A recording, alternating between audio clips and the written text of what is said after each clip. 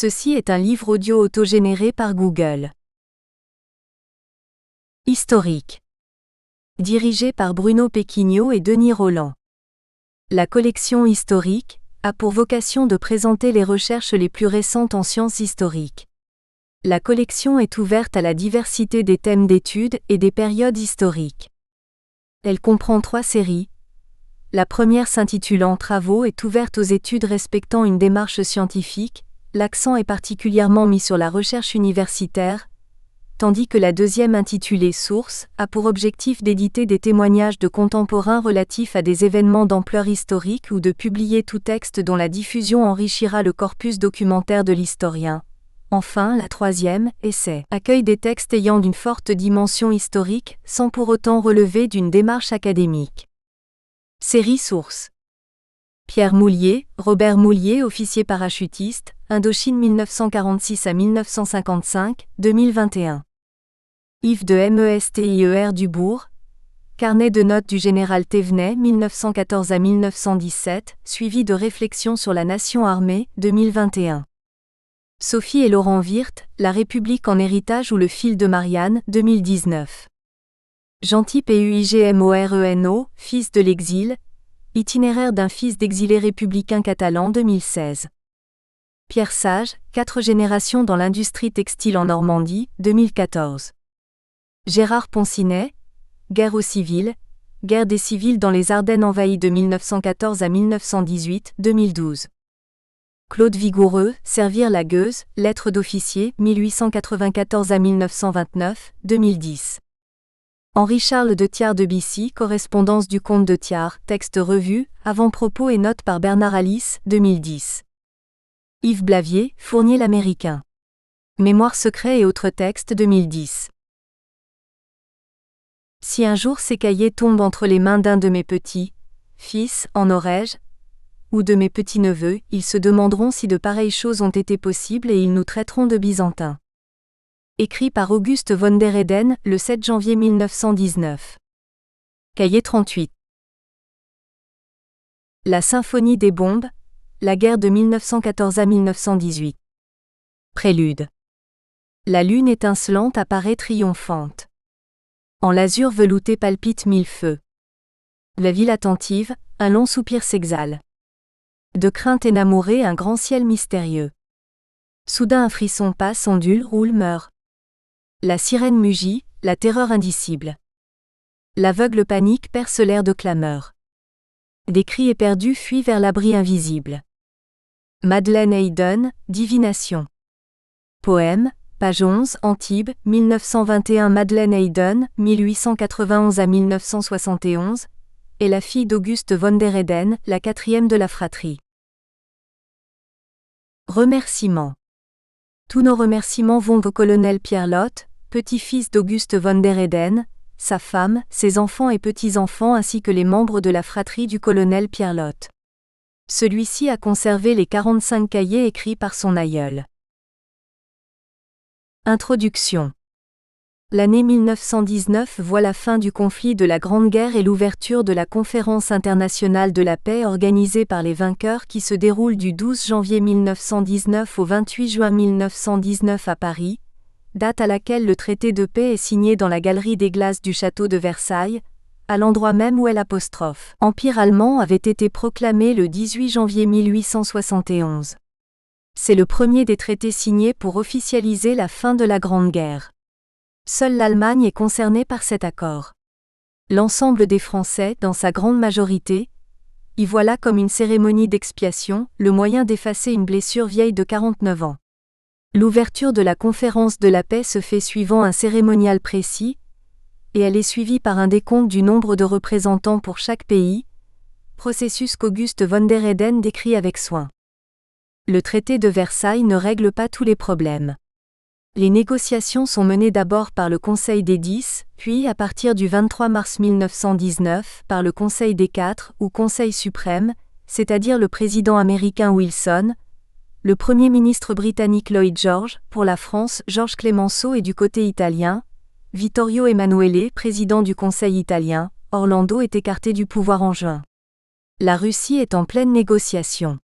Les décisions prises modifient profondément la géopolitique européenne et voient, outre la disparition des empires allemands, austro-hongrois, russes et ottomans, la modification de nombreux États comme l'Autriche, limitée à l'ancien archiduché, la Hongrie détachée de l'Autriche, amputée de la Slovaquie, de la Transylvanie, la naissance de nouveaux pays comme la Pologne, État reconstitué, auparavant partagé entre l'Allemagne, l'Autriche-Hongrie et la Russie.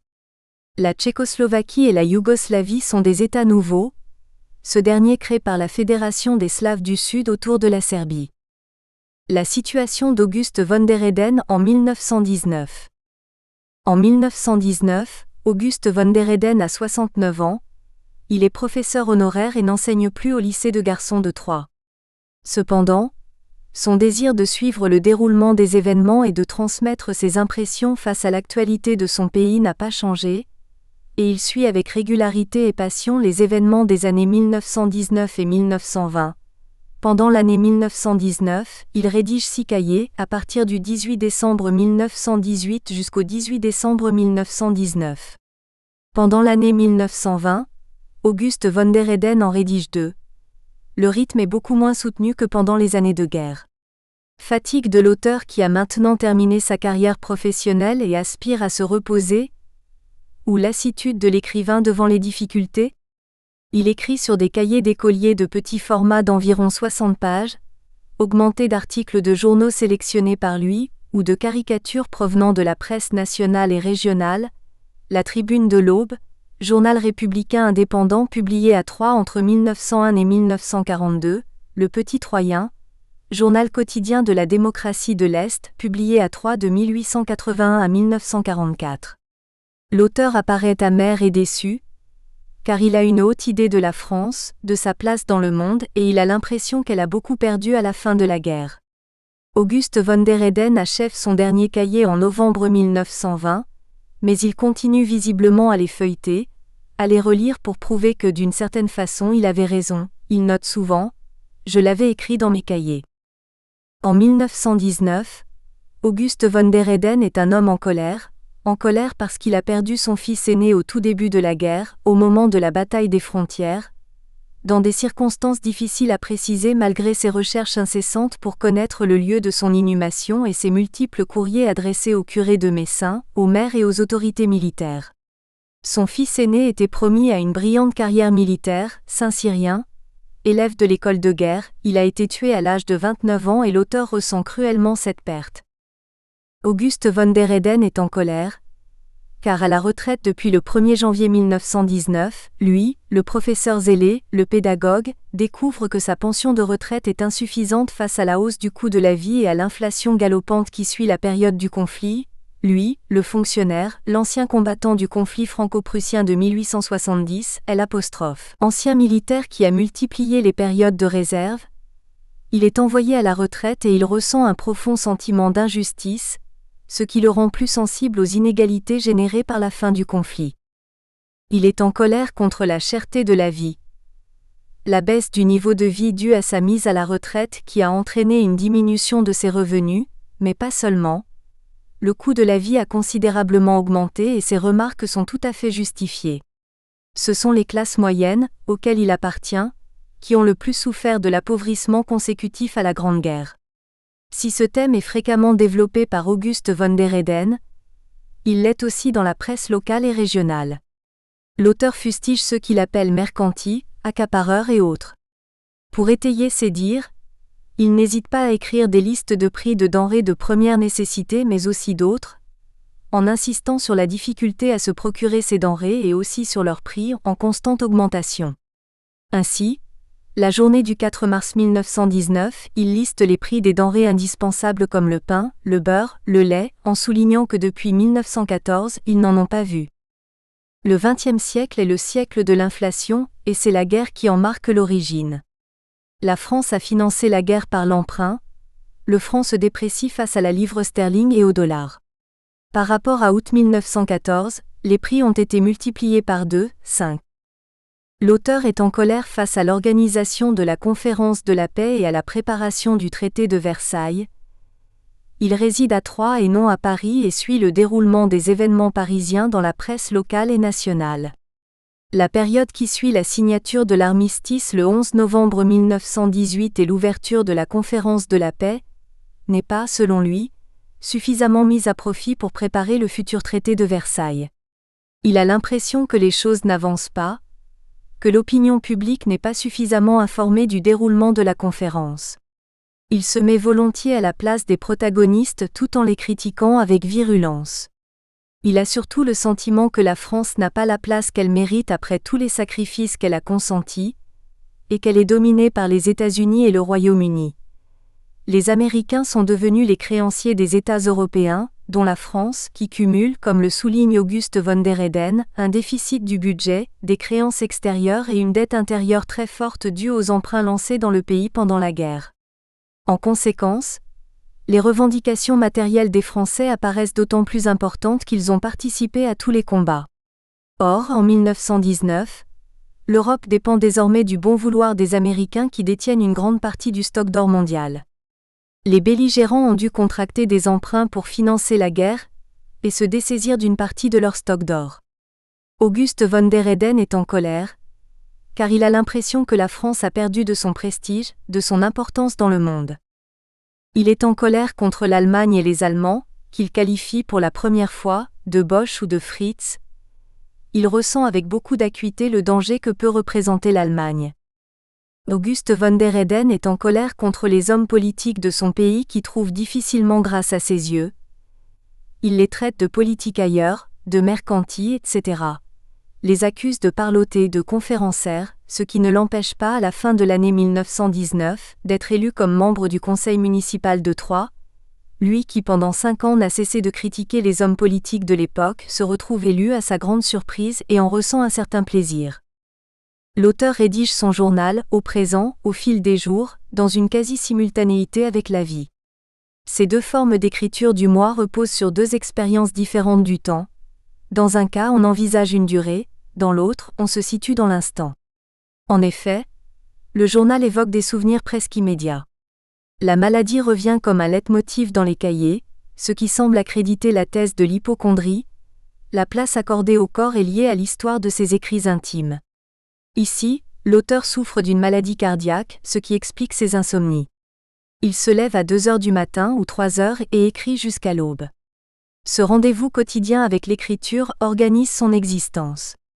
Auguste von der Heyden écrit avec régularité du 22 août 1914 jusqu'au mois de novembre 1920, et cette discipline d'écriture est tout à fait remarquable, même si les cahiers des 2 dernières années 1919 et 1920 sont plus discontinus.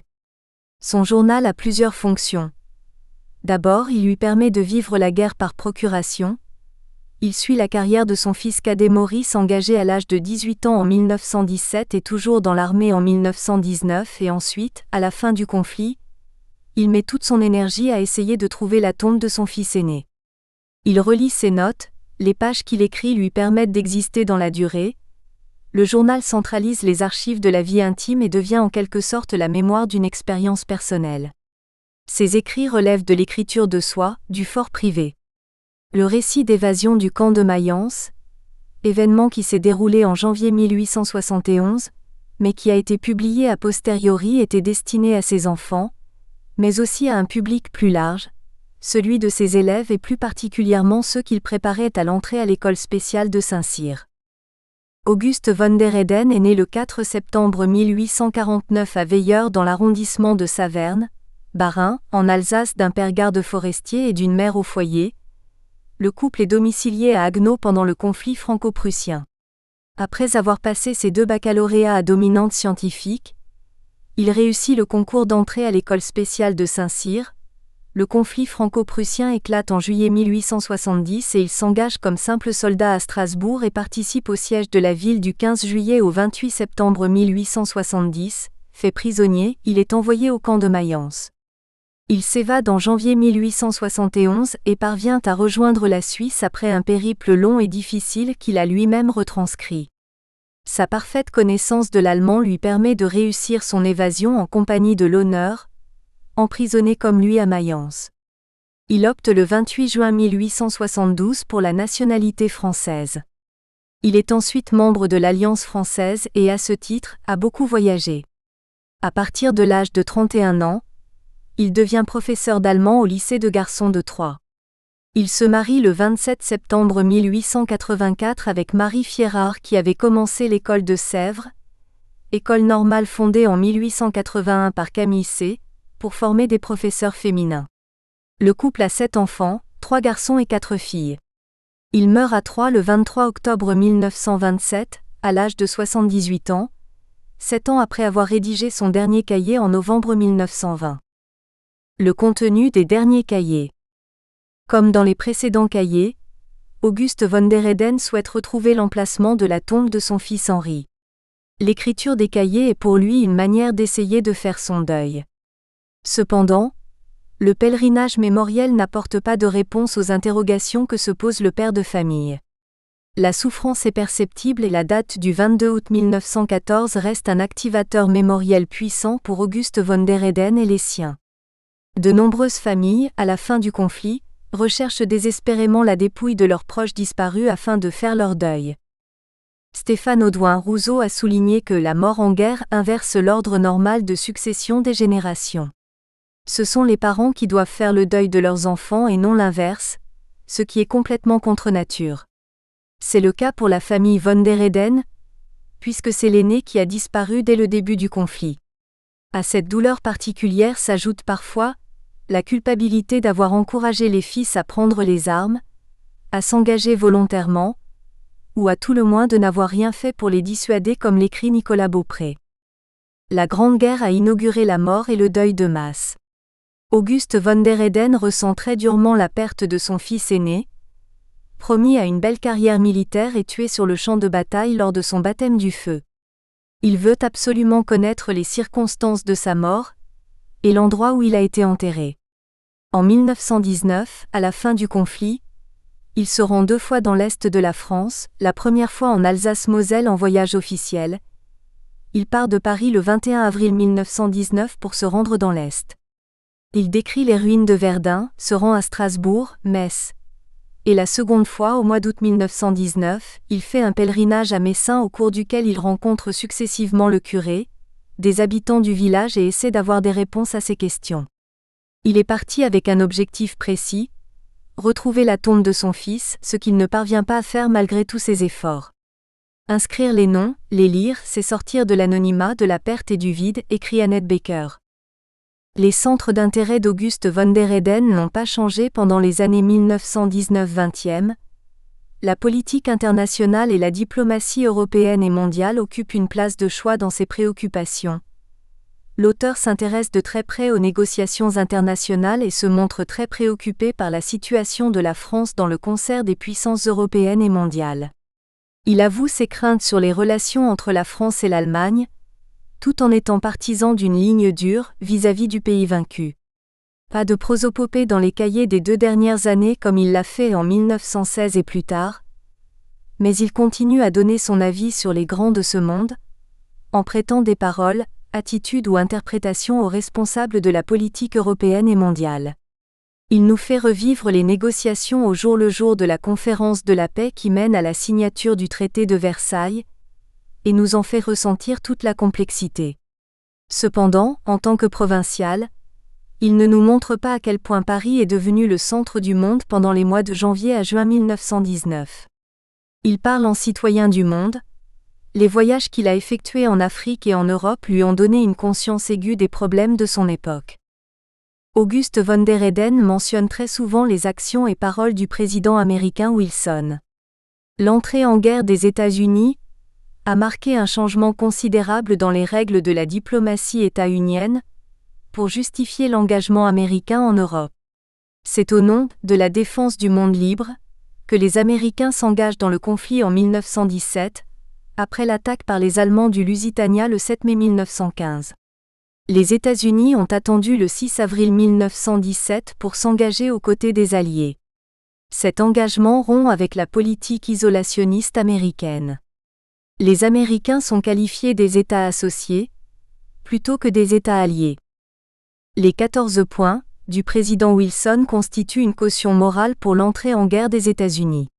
C'est le président lui-même qui a défini les valeurs conformes à la Constitution des États-Unis, liberté économique, droit des peuples à disposer d'eux-mêmes, mise en place de la SDN.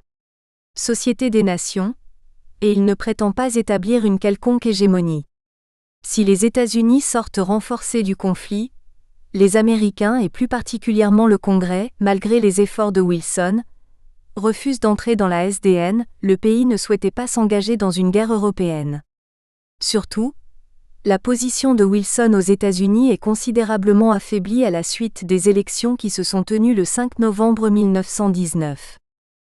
C'est aussi la première fois dans l'histoire qu'un président américain en exercice se rend en Europe pendant la durée de son mandat. Il arrive en France à Brest le 13 décembre 1918 à bord du cuirassé George Washington, et le 14 décembre à Paris à la gare de la Porte-Dauphine, où une foule en délire l'accueille. En cette fin d'année 1918, il jouit en France d'un prestige extraordinaire. Les Américains constituent à eux seuls une énorme délégation qui regroupera à son maximum plus de 1000 membres, civils et militaires. Auguste von der Heyden change plusieurs fois d'opinion face au président américain et lui reproche entre autres de ne pas s'être rendu sur les champs de bataille afin de mesurer l'ampleur des souffrances subies par le peuple français. Mais surtout, l'opinion publique française change face au président Wilson. Très vite, Auguste von der Heyden ne se reconnaît plus dans le président américain. L'auteur, dans ses derniers cahiers, s'intéresse de très près aux colonies françaises et anglaises.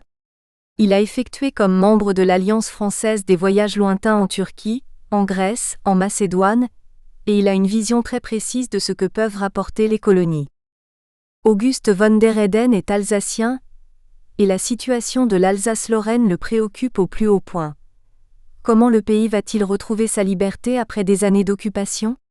Comment se met en place la nouvelle administration française ?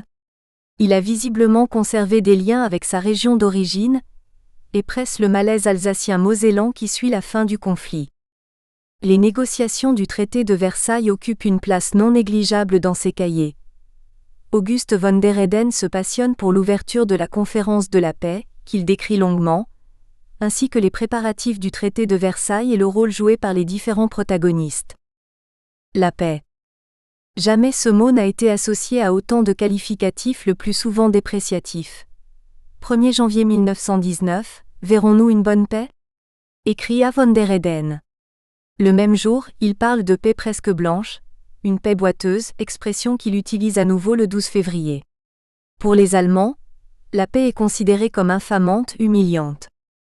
L'établissement de la paix ne pouvait se faire que dans le cadre d'une conférence internationale rassemblant tous les pays vainqueurs, c'est-à-dire tous les pays ayant déclaré la guerre à l'Allemagne même si, comme le souligne Auguste von der Heyden, beaucoup d'entre eux avaient peu participé à la guerre. Les Allemands n'ont pas été invités à la conférence, car les Alliés, n'étant pas d'accord entre eux, ne souhaitaient pas étaler leurs dissensions.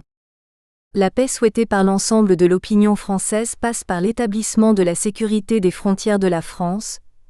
Wilson défend effectivement l'idée d'une sécurité collective, mais cette tradition diplomatique wilsonienne est remise en cause par le double vote négatif du Sénat le 19 novembre 1919 et le 19 mars 1920 sur la ratification du traité de Versailles.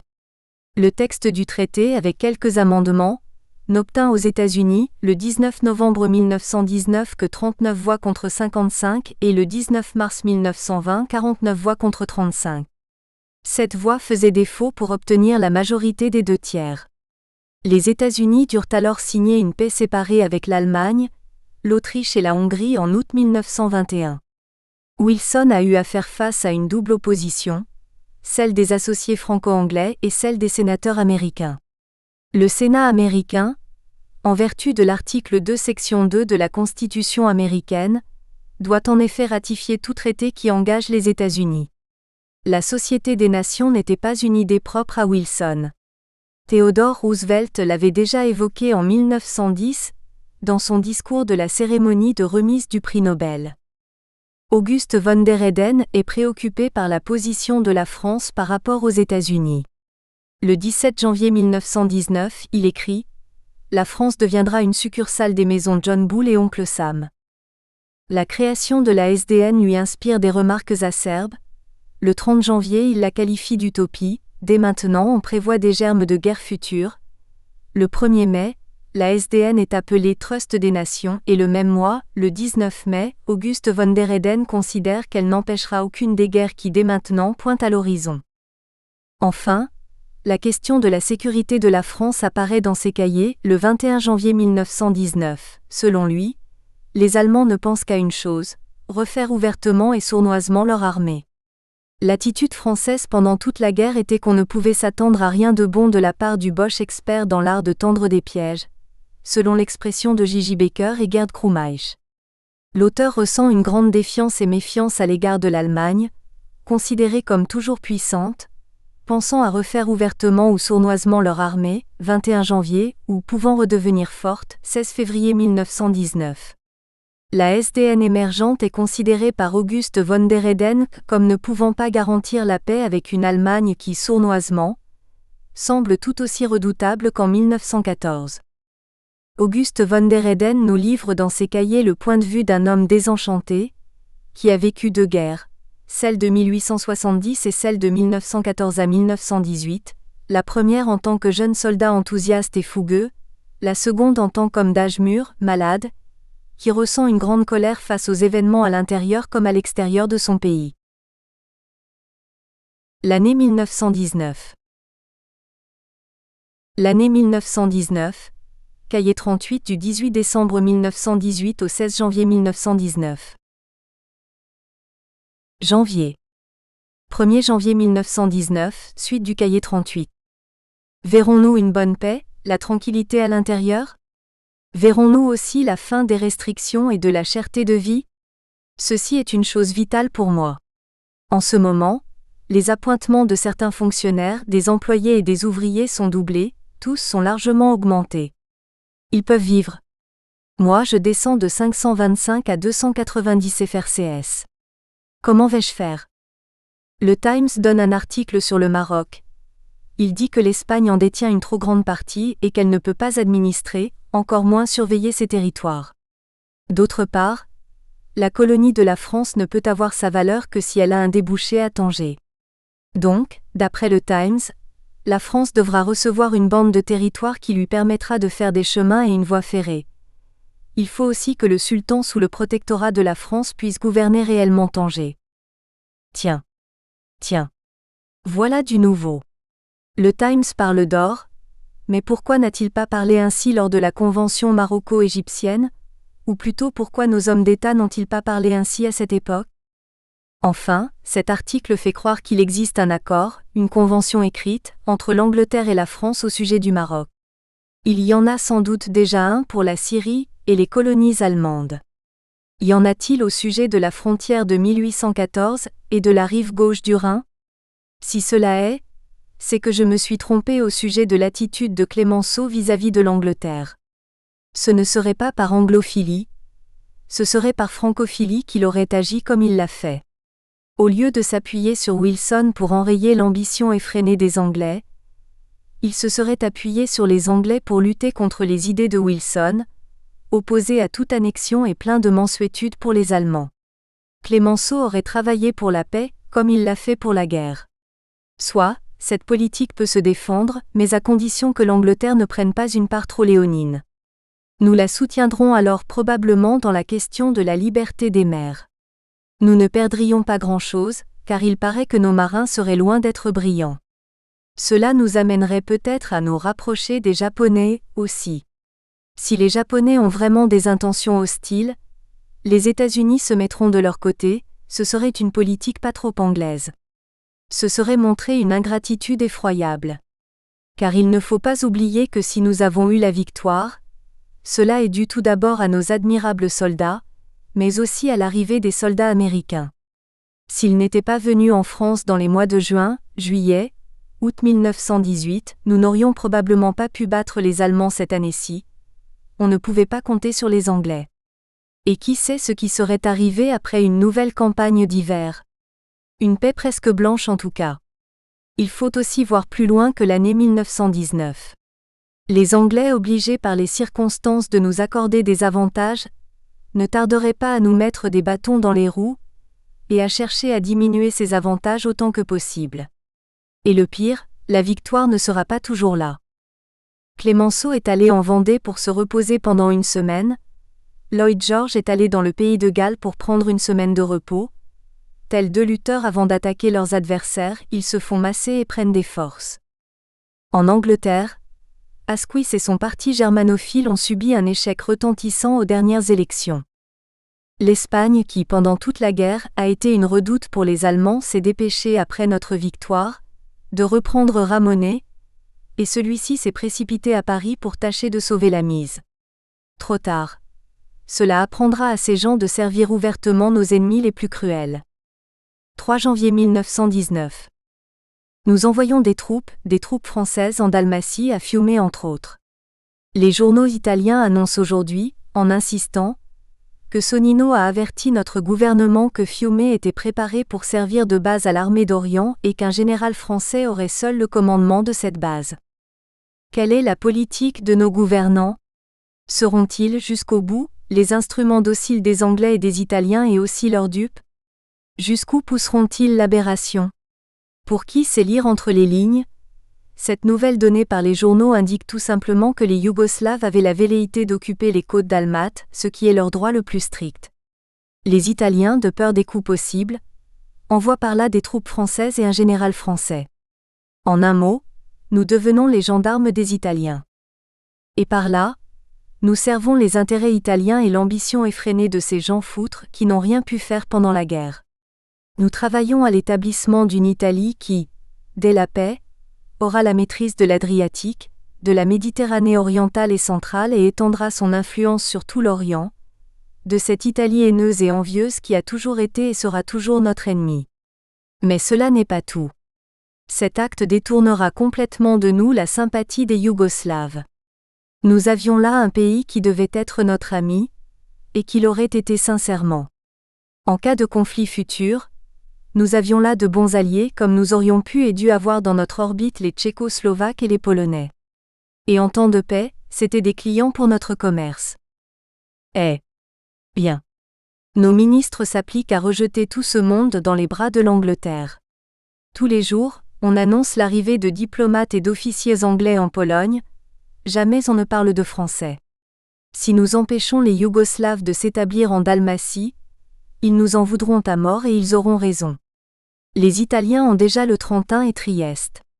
C'est des heureux, et ils ont plus que ce qu'ils méritent et ils n'ont aucun droit sur la Dalmatie. Et l'ABC de notre politique serait de ne pas travailler à une Italie puissante, car ces gens-là ne sont jamais contents et plus on leur en donnera et plus ils en veulent.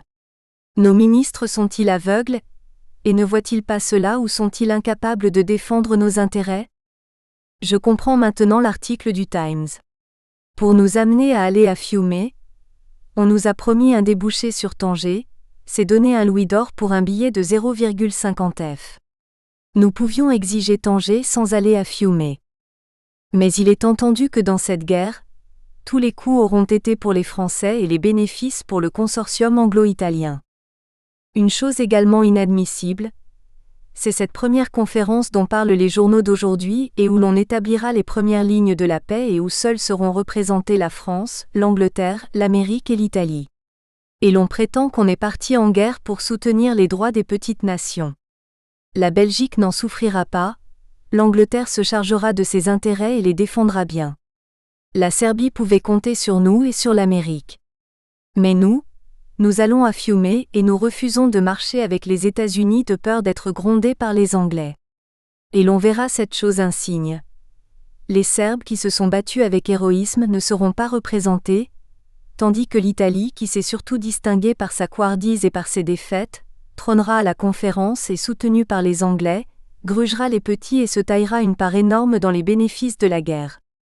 Et l'on verra cette autre chose. La France qui a fait, à elle seule, toute la guerre et qui a remporté la victoire marchera à la remorque de l'Angleterre et de l'Italie. Et cela vient de ce que, de beaucoup la première sur les champs de bataille, elle est de beaucoup aussi la dernière devant la table verte. Cela vient aussi de cette habitude inexplicable autant que stupide, d'avoir toujours caché avec soin tout ce que faisaient nos généraux et nos soldats, et d'avoir au contraire constamment porté au nu les exploits imaginaires de nos alliés et transformé leurs défaites en victoires éclatantes. Un exemple. Boucher, que j'ai vu ce matin, m'a dit qu'un officier de ses amis qui est en Italie lui a écrit que partout là-bas, on dit que l'Italie devrait recevoir la Savoie et Nice, parce que c'était les divisions italiennes qui avaient amené la décision victorieuse sur le front français. Cela paraît fantastique. Mais quand on connaît les Italiens, on ne trouve rien d'extraordinaire dans ces rodomontades et puis les prétentions sont presque justifiées par les ordres du jour dithyrambiques qu'ont fait nos généraux en faveur des Italiens sur l'ordre du gouvernement très certainement. Nous sommes des poires. 4 janvier 1919. 3 heures du matin. Premier chant du coq. Il n'a pas fait froid non plus, toujours des nuages gris et bas, toujours la pluie et la boue, toujours également les restrictions et l'absence totale des objets de première nécessité. Si je n'avais pas découvert quelques grosses bougies de cyclistes, je serais obligé de passer la nuit sans lumière. Quand aurons-nous des wagons ? Pas de sitôt probablement. Les ministres, les chefs de service, les riches et les nouveaux riches ne manquent de rien. Alors, depuis le 1er janvier, il sort de tous les coins des automobiles qui roulent ferme. Car la vente de pétrole est libre. Mais je n'ai toujours pas touché les 3 litres de pétrole auxquels me donnent droit mes 3 bons du mois de décembre.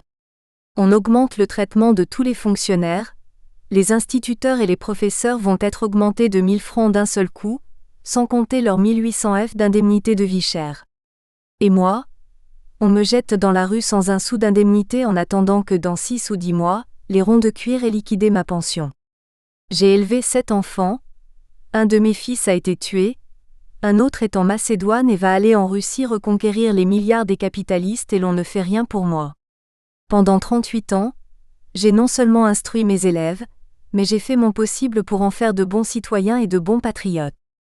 Et cela est si vrai que les quelques rares d'entre eux qui sont embusqués évitent de me rencontrer, et les autres m'envoient tous leurs citations. Et avec cela, je suis resté dans l'armée jusqu'à l'âge de 64 ans, faisant tous les 2 ans une période pendant que mes collègues allaient passer leurs vacances au bain de mer. Et l'on me met dans la rue, sans un sou de secours. Cependant, mes collègues qui n'ont pas souffert, un seul sur une trentaine a fait la guerre et un seul a perdu un fils, qui n'ont jamais été soldats, voient leur traitement doublé. Et cependant, sauf 3, ils sont tous garçons ou mariés sans enfants. Et voilà comment va le monde. Je suis en ce moment dans un état d'esprit qui autrefois faisait qu'on devenait moine ou ermite, qui fait qu'aujourd'hui, on devient anarchiste ou qu'on se tire un coup de revolver. Je ne peux pas me faire moine. D'abord, la foi me manque totalement et sans la foi, le métier de trappiste n'est pas admissible. Et puis, rien que l'idée d'être enfermé dans une cellule me ferait éclater comme une bombe. Anarchiste ? Ne l'est pas qui veut, et je suis trop traditionnaliste pour être anarchiste. Le revolver ? Si je disparaissais, ma pension de 3500 FRS serait réduite à 1100 FRS et laisser une femme et un enfant mineur avec 1100 FRS en ces temps-ci serait une lâcheté. Alors, il faut rester attaché à son instrument de torture et faire de la neurasthénie. Et dire qu'avant la guerre, j'étais un optimiste enragé et que pendant les moments les plus difficiles, je gardais ma gaieté. Les morts ne sont pas les seules victimes de la guerre. Et puis, je ne suis pas fait pour être un vieux et un infirme. Je n'ai jamais compris la vie qu'avec le mouvement et l'activité. Faire 40, 50 km sur une route, monter un bon cheval, parcourir du matin au soir les champs et les bois avec... Nous espérons que vous avez apprécié cet aperçu. Pour continuer à écouter ce livre audio sur Google Play Livres, utilisez le lien dans la description de la vidéo.